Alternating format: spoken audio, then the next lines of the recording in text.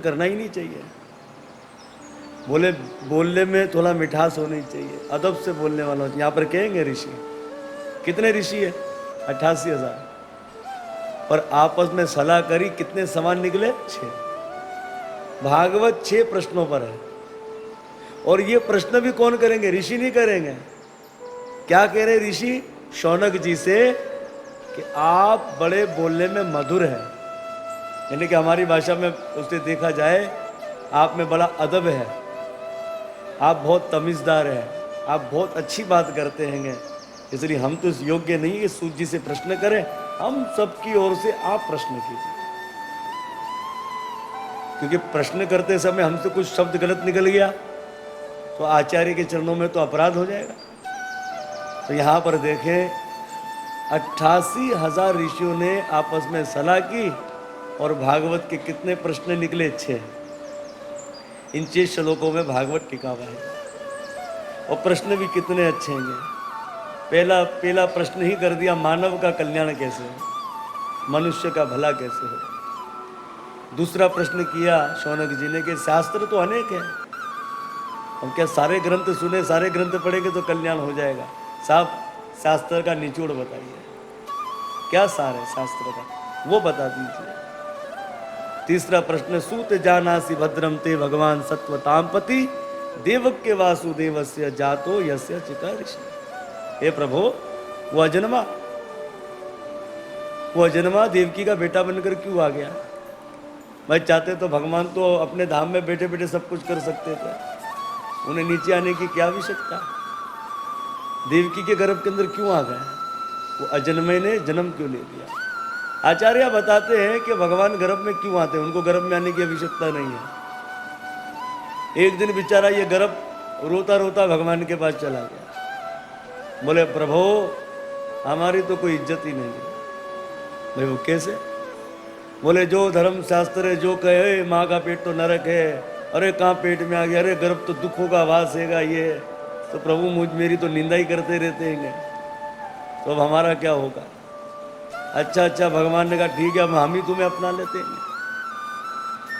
इसलिए क्या हुआ कि आप देखें रामचरितमानस के अंदर भी देखें और भागवत के अंदर भी देखें कि देवताओं ने किसकी स्तुति करी? गर्भ स्तुति। किसकी स्तुति करे? गर्भ स्तुति। लिखा भागवत के अंदर, अभी मैंने बताया ना आपको 10वें स्कंद के 26वें दूसरे अध्याय के अंदर देवताओं ने कौन सी स्तुति करी? गर्भ की स्तुति करी। ये भगवान, जिसकी कोई महानता नहीं उसकी महानता भगवान करवा दे, और जिसकी बहुत महानता अहंकारी उसको भगवान नीचे गिरा दे, ये प्रभु हैंगे। बोलो भक्त वत्सल भगवान की जय। तो भाई उन्हें क्यों गर्भ में आने की आवश्यकता पड़ गई? क्या कारण हुआ? तीसरा प्रश्न भगवान कृष्ण का जन्म, और चौथा प्रश्न कर्म। जब आए मथुरा में आए, गोकुल में लीला करी, तो अपने बड़े भैया के संग क्या क्या लीला करी भाई, क्या क्या कर्म किए, अब हमें उनकी कर्मों के विषय में बताइए। फिर 5वां प्रश्न करते हैं कि कितने अवतार हो चुके भगवान के, कितने हो रहे और कितने होने वाले हैं, भूत भविष्य वर्तमान के अवतारों के विषय में आप हमें बताइए उनके। और अंतिम प्रश्न कि जब भगवान अपने धाम को चले गए तो धर्म किसको सौंप गए, किसके हवाले धर्म छोड़ा, तो आप हमें ये बताइए। सूत जी महाराज जी बड़े प्रसन्न हो गए। हे ऋषिवरों, आपने जग कल्याण के लिए प्रश्न किया है, तो सबसे पहले मैं गुरुपुत्र को नमस्कार कर लूँ। किसे नमस्कार करने जा रहे हैं? गुरुपुत्र, क्योंकि इनके गुरु तो वेद व्यास जी है, और वेद व्यास जी के बेटा कौन है? सुखदेव गोस्वामी जी। तो किसे नमस्कार कर रहे हैं? श्री सुखदेव जी महाराज जी। ऐसा नमस्कार करेंगे सूत जी महाराज जी कि वेद व्यास जी को भी नमस्कार हो जाएगा, उनके बेटा को भी नमस्कार हो जाएगा। बड़ा सुंदर नमस्कार कर रहे हैं। बोलो सुखदेव गोस्वामी महाराज की जय। यम प्रव्रजन्तमपेत कृत्यम द्वैपायनो हविरकातरः जुहावा पुत्रेति तन्मयतया तरोऽभिनेदुस्त संत सर्वभूताहृदयं मुनिमानतोऽस्मि। महाराज वेद व्यास जी के बेटा श्री सुखदेव जी अपनी माता पिंगला के पेट में थे 12 साल तक। कितने वर्ष पेट में रहे? 12 साल। जैसे ही जन्म हुआ तो कितनी आयु के हो गए? 16 वर्ष के। अब जन्मते वेद व्यास जी के बेटा श्री सुखदेव जी ने विचार किया कि ये कहीं पकड़ के मेरे पिता मेरा विवाह ना कर दे, संसारी चक्कर में ना फंसा दें। तो जन्मते ही कहा जा रहे हैं श्री सुखदेव जी वन की ओर जा रहे हैं, जंगल की तरफ जा रहे हैं। वेद व्यास जी ने विचार किया, बड़ी मुश्किल से एक छोरा मिला और वो भी ना जाने कहाँ जा रहा। तो वेद व्यास जी अपने छोरा को लेने के लिए क्या क्या उनके पीछे दौड़ रहे हैं। क्या कह रहे हैं? पुत्र पुत्र पुत्र। और सुखदेव जी ने जवाब नहीं दिया। किसने जवाब दिया? बोले पर्वतों ने और वृक्षों ने। पर्वत और वृक्षों ने कहे वेद व्यास जी कौन किसका बेटा कौन किसका पिता। आज ये तुम्हारा बेटा, कल में तुमको इनका बेटा बनना पड़ जाएगा। यही संसार का चक्कर है, ये घूमता रहता है। देखा आपने? देखो नए दौर आता है तो नए दौर में पुराना दौर भी चलने लग जाता है। ये घूमता ही पहिया रहता है। आपका बेटा तो लोक कल्याण के लिए जा रहा है, इसका मुंह छोड़ दो, जाने दो। उसी झांकी का दर्शन कर रहे हैं श्री सूत जी महाराज जी और क्या उन्हें नमस्कार। भगवान वेद व्यास जी के बेटा सुखदेव गोस्वामी महाराज जी ने वेद, उपनिषद, स्मृति आदि सब ज्ञान को निकाला और अपने मुख से श्रीमद् भागवत कथा को प्रकट कर दिया। मानो वेद व्यास जी ने बनाई जलेबी। जलेबी में मिठास नहीं होती। जलेबी को जब चीनी की चाशनी में डाला जाता है तब उसमें मिठास आती है। तो वेद व्यास जी ने क्या बना दिया? ग्रंथ बना दिया भागवत। बोले मिठास कहाँ से आएगी? बोले है मेरा छोरा चाशनी। तो जब सुखदेव रूपी चाशनी में इस ग्रंथ को डाला तो इसके अंदर मिठास आ। तो यहां पर श्री सूत जी महाराज जी कहते हैं ऋषिवरो, जो लोग भागवत कहने की, सुनने की इच्छा जागृत करते हैं, सुखदेव जी उनके हृदय में आकर बैठ जाते हैं, उन्हें सुनने और सुनाने की शक्ति प्रदान करते हैं। ऐसे श्री सुखदेव गोस्वामी महाराज जी को हम बारंबार नमस्कार करते हैं। बोले श्री सुखदेव गोस्वामी महाराज की जय। सुखदेव गोस्वामी महाराज जी ऊंच कोटि के महापुरुष हैं। रामचरितमानस में लिखा है कि जब ये बारिश का जल जो होता है ना, शुद्ध जल, आपने देखा होगा कितना शुद्ध जल बरसता है वर्षा का, और होता क्या, जैसे ही धरती पर गिरता है मलिन हो जाता है, गंदा हो जाता है। कितना गंदा हो जाता है वही जल। बोले सुखदेव गोस्वामी जी इस माया रूपी संसार में आए, लेकिन इस माया ने सुखदेव जी को लपटा नहीं। यही सुखदेव जी की मान्यता है। इसलिए कहते हैं एक होता है, देखो जो माया में रहे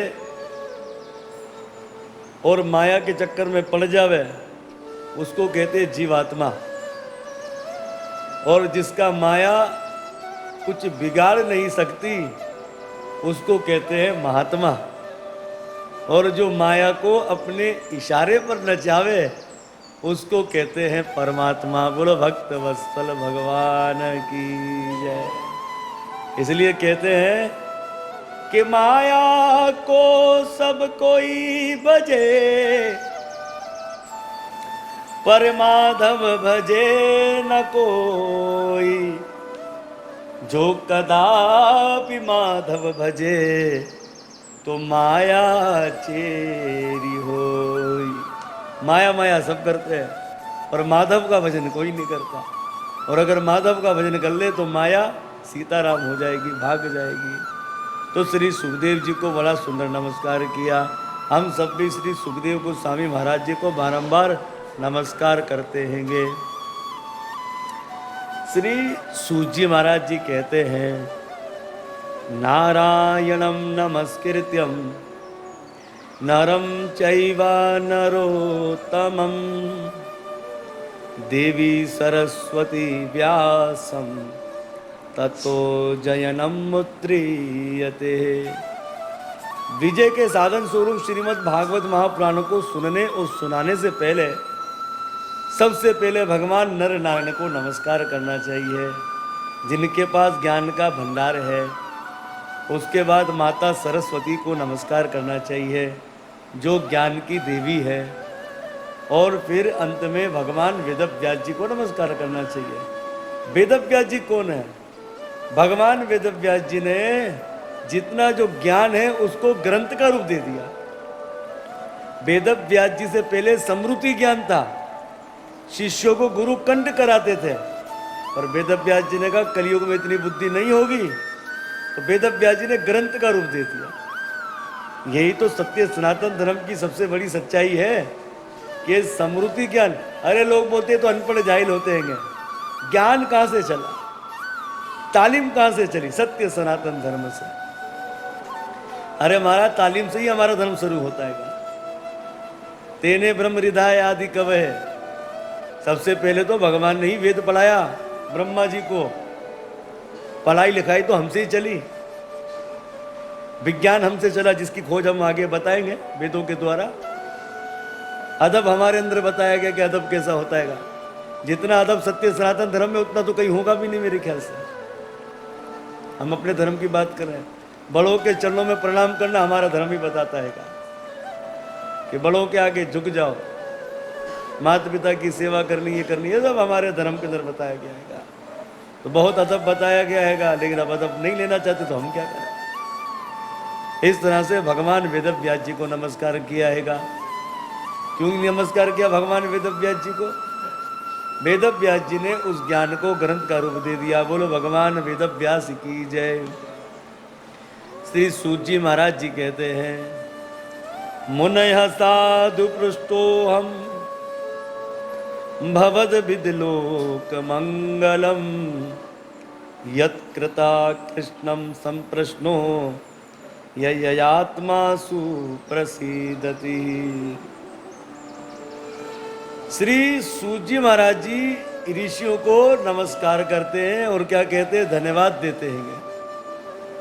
सूत जी महाराज जी तो कथा सुना रहे हैं, ऋषियों को सूत जी को धन्यवाद देना चाहिए ना, पर सूत जी ऋषियों को धन्यवाद दे रहे हैं। क्यों धन्यवाद दे रहे हैं? हे ऋषिवरों, आपने मुझसे भगवान कृष्ण की कथा का प्रश्न किया।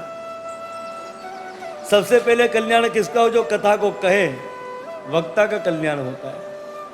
दूसरा कल्याण किसका होता है? बोले श्रोता, सुनने वाले का। तीसरा किसने पूछ लिया साहब वहां क्या हो रहा है, उसका। और चौथा जिसने बता दिया वहां तो भगवान की कथा हो रही है, उसका भी कल्याण कृष्ण कथा से होता है। जो लोग हमें नहीं दिखलाई दे रहे हैं उन सबका भी कृष्ण कथा से होता है कल्याण। इसलिए श्री सूत जी महाराज जी ने ऋषि वरों को क्या कह दिया? धन्यवाद।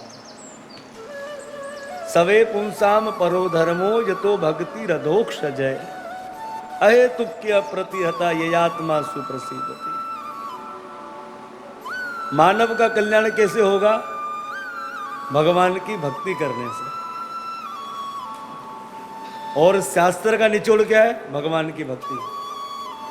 पहला प्रश्न था ना मानव का कल्याण, दूसरा क्या था? शास्त्र का सार। एक श्लोक में दो प्रश्न का उत्तर दे दिया। मानव का भला भगवान की भक्ति से होना। और शास्त्र बड़े ग्रंथ को आप सुन लोगे, अब जब अंतिम जब श्लोक आएगा क्या लिखा होगा कि साहब जिस ग्रंथ को आपने सुना है उनके भक्त बन जाएंगे। तो ग्रंथ का निचोड़ भक्ति और मानव का कल्याण भक्ति। कैसी भक्ति? बोले अहेतुकी निष्काम निष्कपट भक्ति होनी चाहिए, जिसमें कोई स्वार्थ ना हो। भक्ति का अर्थ होता है भगवान से विवाह हो जाना। अच्छा, तो विवाह कौन करावे? बोले गुरुदेव तो कराते हैं। इसलिए शिष्य को गुरु की कन्या कहा गया है। तो गुरु किससे विवाह कराए? बोले है न परमपति परमात्मा से विवाह कराते हैं। वासुदेव भगवती भक्ति योग प्रयोजित जनत्याश वैराग्यम ज्ञानम च यदि हेतु कर्म। अब जब भक्ति होती है स्त्री की और पुरुष का विवाह होता है तो संतान भी होती है।